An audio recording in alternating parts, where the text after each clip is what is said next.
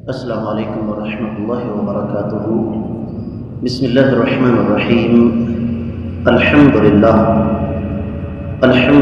علی احسانہ والشکر له علی توفیقہ وامتنانہ، والصلاة والسلام علی من ارسلہ اللہ بالہدى ودین الحق الداعی الی رضوانہ۔ اللہ ملک العلام رب الجلال والاکرام کی توفیق اور اس ذات بابرکات کے فضل و کرم سے آج 29 شعبان ہے، اور زیادہ امکان یہی ہے کہ انشاءاللہ کل 1 رمضان ہوگی۔ جامع مسجد فاروق ڈسکر کنویں کی سیالکوٹ سے براہ راست دورہ قرآن یا خلاصہ قرآن کا تسلسل اللہ کی توفیق سے آج ہم پہلے پارے کا خلاصہ جو ہے وہ پڑھ رہے ہیں۔ اس پارے میں 2 سورہ مبارکہ شامل ہیں۔ سب سے پہلے سورۃ الفاتحہ اور اس کے بعد سورۃ البقرہ۔ سورۃ الفاتحہ مکہ میں نازل ہوئی اور کائنات کے امام صلی اللہ علیہ وسلم کی نبوت کے ابتدائی زمانے میں یہ نازل ہوئی، اور یہ اس دور کی بات ہے جب دعوت خفیہ انداز میں دی جا رہی تھی۔ سورۃ الفاتحہ کی فضیلت پر کائنات کے امام صلی اللہ علیہ وسلم کے بہت سارے فرامین اس وقت میرے سامنے ہیں، اور اس سورہ مبارکہ کے بہت سارے نام بھی حدیث سے ثابت ہیں، جس طرح کہ سورۃ الصلاۃ، نماز کی سورہ مبارکہ، کیونکہ اسے ہر رکعت میں پڑھنا لازمی ہے۔ سورۃ الشفاء، کیونکہ بیماری کی صورت میں اسے بیمار کے پاس پڑھا جائے تو اللہ تعالیٰ شفا عطا فرماتے ہیں۔ پھر اس کو سورۃ الدعا کہا جاتا ہے، اس لیے کہ یہ سورۃ فاتحہ پڑھ کر جو بھی دعا کی جائے اللہ تعالیٰ انشاءاللہ اسے قبول فرماتے ہیں۔ پھر اس سورہ مبارکہ کے اختتام پر لفظ آمین کہا جاتا ہے، بالکل چھوٹا سا عمل۔ صحیح بخاری میں حدیث مبارکہ ہے، آقا علیہ الصلوۃ والسلام نے ارشاد فرمایا، جب امام آمین کہے تو تم بھی آمین کہو، اس لیے کہ فرشتے بھی آمین کہتے ہیں، اور جس کی آمین فرشتوں کی آمین کے ساتھ مل گئی، رب کائنات اس کے سابقہ تمام گناہوں کو معاف فرما دیں گے۔ اب یہ سورہ مبارکہ ہے کیا؟ جس طرح دنیا کی کوئی بھی کتاب آپ لیں، اس کی شروع میں فہرست ہوتی ہے، انڈیکس ہوتی ہے۔ اس سورہ مبارکہ کو ام القرآن کہا جاتا ہے، قرآن کی ماں ہے۔ اس میں رب کائنات نے پورے قرآن کا خلاصہ بیان کر دیا ہے۔ اب قرآن کن کن چیزوں پر مشتمل ہے؟ قرآن مجید میں بنیادی طور پر 3 چیزیں ہیں۔ قرآن کا خلاصہ کیا ہے؟ اگر کوئی آپ سے پوچھے کہ قرآن کو چند الفاظ کے اندر بیان کرو، تو میں آپ کو بتا دینا چاہتا ہوں کہ قرآن مجید میں بنیادی طور پر 3 چیزیں شامل ہیں۔ سب سے پہلے عقیدے کے مسائل، اس کے بعد حلال و حرام کے احکامات، اور اس کے بعد سابقہ امتوں کی داستانیں اور قصے۔ پورے قرآن کو جہاں سے مرضی آپ اٹھا کر پڑھیں، آپ کو کوئی چوتھی چیز نہیں ملے گی۔ الحمدللہ رب العالمین سے لے کر ایاک نعبد و ایاک نستعین تک آپ کو عقیدہ ملے گا قرآن میں۔ جب اس سے آگے آپ بڑھیں گے، اہدنا الصراط المستقیم، تو اس میں آپ کو حلال و حرام کے احکامات کی پوری کہانیاں مل جائیں گی، سارے کے سارے احکامات مل جائیں گے۔ کیونکہ صراط مستقیم کیا ہے؟ کچھ چیزوں کو چھوڑنا اور کچھ چیزوں کا اہتمام کرنا۔ اللہ تعالیٰ نے جن چیزوں کا حکم دیا ہے ان کا اہتمام کیا جائے، جن چیزوں سے روکا ہے ان سے روکا جائے۔ اور آخری 2 آیات مبارکات، صراط الذین انعمت علیہم غیر المغضوب علیہم ولا الضالین، اس میں اللہ تعالیٰ نے سابقہ امتوں کی داستانوں کی طرف اشارہ کیا ہے۔ اس کے بعد سورۃ البقرہ کا آغاز ہوتا ہے۔ سورۃ البقرہ مدنی ہے، اور یہ بات اچھی طرح ذہن نشین کر لیجیے کہ مدنی صورتیں بنیادی طور پر احکامات کی صورتیں ہیں۔ مکی صورتوں میں عقیدے پر زیادہ زور ہے، جبکہ مدنی سورہ مبارکہ میں اللہ تعالیٰ نے زیادہ زور احکامات پر دیا ہے۔ اہل علم کا یہ کہنا ہے کہ سورۃ البقرہ میں 1000 احکامات ہیں۔ اللہ نے 1000 چیزوں کا حکم دیا، اور 1000 منہیات ہیں، 1000 چیزوں سے اللہ رب العزت نے منع فرما دیا ہے۔ اس سورہ مبارکہ کا نام سورۃ البقرہ کیوں رکھا ہے؟ اس وجہ سے کہ یہ سورہ مبارکہ، اس میں گائے کا واقعہ بیان ہوا ہے، گائے کا تذکرہ ہوا ہے، اس لیے اللہ رب العزت اس کا نام سورۃ البقرہ اللہ تعالیٰ نے رکھا۔ اور حدیث میں آتا ہے جس گھر میں سورۃ البقرہ تلاوت کی جائے شیطان اس گھر سے بھاگ جاتا ہے، یہ حدیث مبارکہ صحیح مسلم میں ہے۔ اور یہ سورہ مبارکہ آقا علیہ الصلوۃ والسلام کے مدینہ میں آنے کے فوراً بعد نازل ہوئی۔ اب اس سورہ مبارکہ کی جو ابتدائی آیات مبارکات ہیں، 20 آیات مبارکات، اس میں اللہ رب العزت نے انسانیت کی آفاقی تقسیم کا تذکرہ کیا۔ بنیادی طور پر اللہ تعالیٰ کے ہاں انسان 2 قسم کے ہیں، جنتی اور جہنمی۔ اب جنتی لوگ جو ہیں وہ ایمان والے ہیں، ان کا تذکرہ اللہ تعالیٰ نے ابتدائی 5 آیات مبارکات میں کیا۔ اس کے بعد 2 آیات مبارکات میں رب کائنات نے کفار کا تذکرہ کیا، جبکہ بقیہ 13 آیات مبارکات میں اللہ رب العزت نے منافقین کا تذکرہ کیا ہے۔ یہاں میں یہ بھی بتا دوں اختصار کے ساتھ کہ منافقت 2 قسم کی ہے، ایک اعتقادی اور ایک عملی۔ اور سب سے خطرناک منافق اعتقادی ہوتا ہے، جو اپنے دل میں اسلام کا بغض رکھتا ہے، زبان پر اسلام کا نام رکھتا ہے، اور اس کی سب سے واضح مثال موجودہ دور کے اکثر سیاستدان، جنہیں میں سیاستدان کہتا ہوں، اور یہ آپ کو اتنی زبردست مثال ملے گی منافقت کی، آپ غور کرتے چلے جائیں، آپ حیران ہوتے چلے جائیں۔ عملی منافق، جس کے بارے میں حدیث میں آتا ہے کہ منافق کی 3 نشانیاں ہیں، ایک حدیث میں ہے 4 نشانیاں ہیں: بات کرے تو جھوٹ بولے، وعدہ کرے تو وعدہ خلافی کرے، امانت سونپی جائے تو خیانت کرے، اور لڑائی کا موقع آئے تو گالیاں بکے۔ قرآن ہمارے لیے ایک تربیت ہے اللہ تعالیٰ کی طرف سے۔ سوچنا یہ ہے کہ ہم اس حوالے سے کس مقام پر کھڑے ہیں۔ رہا یہ مسئلہ کہ خطرناک تو کافر بھی ہیں، منافقین کے بارے میں اللہ نے 13 آیات مبارکات کیوں نازل فرمائیں، میں آپ کو سمجھاتا ہوں۔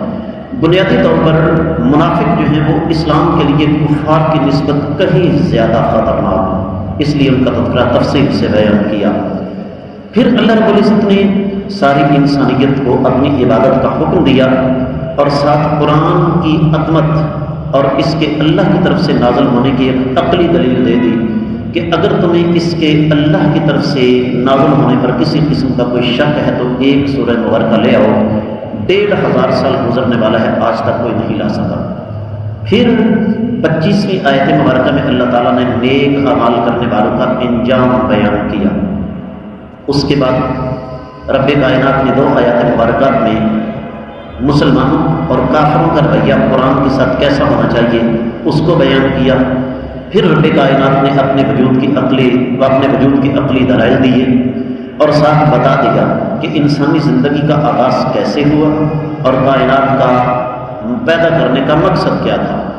پھر ایک داستان رب کائنات نے شروع کی جس کا تعلق آدم علیہ السلام کی پیدائش کے ساتھ ہے۔ انہیں کس انداز سے اللہ نے پیدا فرمایا، فرشتوں کو سجدہ کرنے کا حکم دیا، انہوں نے ایک اللہ تعالیٰ کے حکم کو غلط انداز سے لیا، یا یوں سمجھ لیجیے کہ غلطی کر دی۔ اس کے نتیجے میں رب کائنات نے زمین پر آدم علیہ السلام کو اتار دیا۔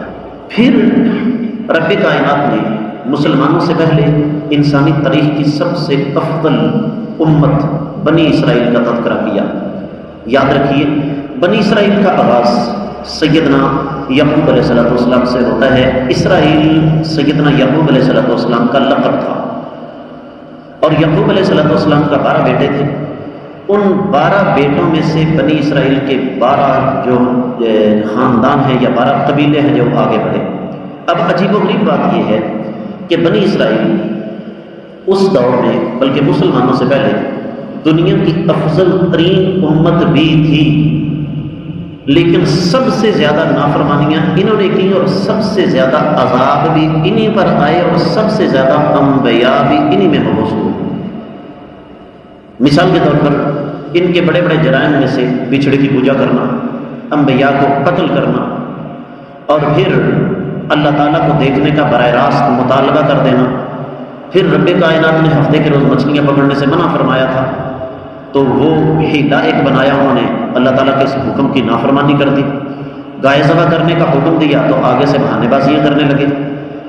تو رب کائنات نے پھر 74ویں آیت مبارکہ میں ہمیں یہ بتایا ہے کہ ان ظالموں کے دل پتھروں سے بھی زیادہ سخت ہو گئے۔ یہ اصل میں میری اور آپ کی تربیت اور اصلاح کے لیے ہے۔ آج بھی ہمیں اپنے پاس ایسے لوگ مل جائیں گے جن کے دل پتھر سے زیادہ ہیں۔ میں ذاتی طور پر ایک بھائی کو جانتا ہوں جو بیچارہ سودی قرضے میں پھنسا ہوا تھا، تو جس کا اس نے قرضہ دینا تھا اصل سے زیادہ دے چکا تھا، تو اس نے کہا کہ اللہ کے لیے مجھے معاف کر دیں، غریب آدمی ہوں۔ اس نے کہا تم مر بھی جاؤ تو میں اللہ سے کہوں گا اس کو زندہ کرو، جب تک میرا قرضہ نہیں دیتا سودی تب تک یہ مر نہیں سکتا۔ ایسے لوگ آج بھی موجود ہیں۔ پھر رب کائنات نے ایک بڑی حقیقت کی طرف اشارہ کیا 69ویں آیت مبارکہ میں، جس کا تعلق آج کے حالات کے ساتھ بہت گہرا ہے۔ وہ یہ کہ یہ جو دین کے اندر تبدیلی کا سلسلہ ہے نا، اپنی مرضی سے دین کو چلانا، یہ سلسلہ کوئی نیا نہیں ہے۔ بنی اسرائیل میں بھی یہ سلسلہ چلتا تھا۔ رب کائنات نے ایسے لوگوں کو جہنمی قرار دیا جو اپنی طرف سے مسئلے گڑھ کر اللہ تعالیٰ کی طرف منسوخ کر دیتے ہیں۔ تورات اور انجیل میں ان ظالموں نے تبدیلیاں کی۔ پھر اللہ رب العزت نے یہودیوں کو جو کہ بنی اسرائیل میں سے تھے، ان کی ایک اور بد صفت کا تذکرہ کیا۔ وہ کیا؟ 2 دعوے تھے ان کے۔ پہلا دعویٰ کہنے لگے نا نحن ابناء اللہ و احباؤہ، ہم اللہ تعالیٰ کے بیٹے ہیں اور اللہ کے محبوب ہیں۔ اور ساتھ انہوں نے یہ بھی دعویٰ کر دیا کہ اب تو ہم جہنم میں جائیں گے نہیں، اگر گئے بھی تو صرف اور صرف چند دنوں کے لیے جائیں گے۔ پھر اللہ رب العزت نے یہ بھی بتا دیا کہ یہودی اور عیسائی ایک دوسرے کے خلاف ہیں۔ کہنے لگے یہودی اور عیسائی، یہودیوں اور عیسائیوں کے علاوہ جنت میں کوئی نہیں جا سکتا۔ اور مزے کی بات یہ ہے کہ یہودی کہتے ہیں عیسائی غلط ہے، عیسائی کہتے ہیں یہودی غلط ہے۔ اللہ رب العزت نے پھر 112ویں آیت مبارکہ میں اس بات کا جواب دیا کہ جو شخص بھی اللہ رب العزت کی اطاعت کرے گا ایمان کی حالت میں، جنت اس کے لیے ہے، جو نافرمانی کرے گا وہ جہنمی ہے، چاہے اس کا تعلق کسی بھی طبقے کے ساتھ ہے۔ پھر اللہ تعالیٰ نے اسی طریقے سے ہمیں یہ بتایا کہ دنیا میں سب سے زیادہ موت سے ڈرنے والی قوم یہودی ہے۔ بھئی اگر تم اللہ تعالیٰ کے محبوب ہو، اگر تم یہ سمجھتے ہو کہ تمہیں جہنم کی آگ نہیں چھو سکتی، تو قرآن نے کہا موت کی تمنا کرو، لیکن یہ کبھی ایسا نہیں کریں گے۔ 91ویں آیت مبارکہ میں اللہ تعالیٰ نے ایک اور بڑی پیاری بات بیان فرمائی ہے، اور وہ یہ کہ ان ظالموں سے جب کہا جاتا ہے کہ رب کائنات کی نازل کردہ وحی کی طرف آ جاؤ، تو کہنے لگے جی صاف اور سیدھی بات ہے کہ ہم اللہ تعالیٰ کی نازل کردہ وحی کی طرف نہیں آئیں گے۔ پھر 102ویں آیت مبارکہ میں رب کائنات نے تذکرہ فرمایا ہے جادو کا، جو کہ سیدنا سلیمان علیہ السلام کے زمانے میں ہوتا تھا۔ اور ایک بڑی اہم بات ہمیں یہ سمجھائی ہے کہ جادوگر رب کائنات کی دی ہوئی چھوٹ کے بغیر کچھ بھی نہیں کر سکتا ہے، لیکن یاد رکھیے جادو کفر ہے، جادو کرنے والا کافر ہو جاتا ہے۔ پھر 120ویں آیت مبارکہ میں رب کائنات نے ایک اصول بیان کیا ہے کہ یہود و نصارہ اللہ کے باغی ہیں، ان کو راضی کرنے کی کوشش نہ کریں، اور یہ آج کے مسلمان کے لیے سبب ہے۔ اختتام پر رب کائنات نے تذکرہ کیا ہے اس ہستی مقدسہ کا جن کا تذکرہ ہر مسلمان کے سینے میں ٹھنڈک ڈال دیتا ہے، اور وہ ہے سیدنا ابراہیم علیہ السلام، جن کو رب کائنات نے آزمائشوں کی پٹی سے اس انداز سے گزارا کہ بلا شبہ آج انسانیت اللہ کے اس نبی پر فخر کر سکتی ہے۔ کون سی آزمائش ہے جو ان پر نہیں آئی، لیکن رب کائنات نے 7 اعزاز بھی ان کو بڑے عطا فرمائے، اور ان میں ایک بہت بڑا اعزاز کیا تھا کہ بیت اللہ کی تعمیر کرو۔ ذرا تصور کیجئے اللہ کا نبی مستری ہے، میسن ہے، اور ان کا بیٹا اللہ کا نبی مزدور ہے، بیت اللہ تعمیر کر رہے ہیں، کتنی عظمت والی بات ہے۔ لیکن ساتھ ہی اللہ نے یہ بھی سمجھا دیا کہ نیک عمل کرتے ہوئے کبھی فخر نہیں کرنا۔ انہوں نے بھی یہی کہا کہ ربنا تقبل منا انک انت السمیع العلیم، یا اللہ تیرا گھر بنا تو رہے ہیں، اگر آپ نے قبول نہ کیا تو اس کا فائدہ نہیں۔ پھر اسی ہستی مقدسہ کی دعا نبی کریم صلی اللہ علیہ وسلم کی پیدائش، پھر یہ ہے کہ اپنے بیٹوں کو وصیت، ساتھ یہ بھی فرمایا کہ ہر شخص جو ہے اس کو اس کا اپنا عمل جو ہے وہ فائدہ دے گا، کسی کا عمل کسی کو فائدہ نہیں دے سکتا۔ درمیان میں اللہ تعالیٰ نے ذکر کیا کہ اللہ تعالیٰ کا رنگ ہے جس پر چڑھ جائے وہ دنیا اور آخرت میں کامیاب ہے۔ تو یہ تھا پہلے بارے کا خلاصہ۔ اللہ ملک الانام رب الجلال والاکرام کی بارگاہ میں دعا ہے کہ اللہ تعالیٰ اپنی رضا و رحمت سے ہمیں قرآن کو سمجھ کر اس کے مطابق عمل کر کے اپنی دنیا اور آخرت بہتر بنانے کی توفیق عطا فرمائے۔ یہ سلسلہ انشاءاللہ روزانہ کی بنیاد پر جاری رہے گا۔ السلام علیکم ورحمۃ اللہ وبرکاتہ۔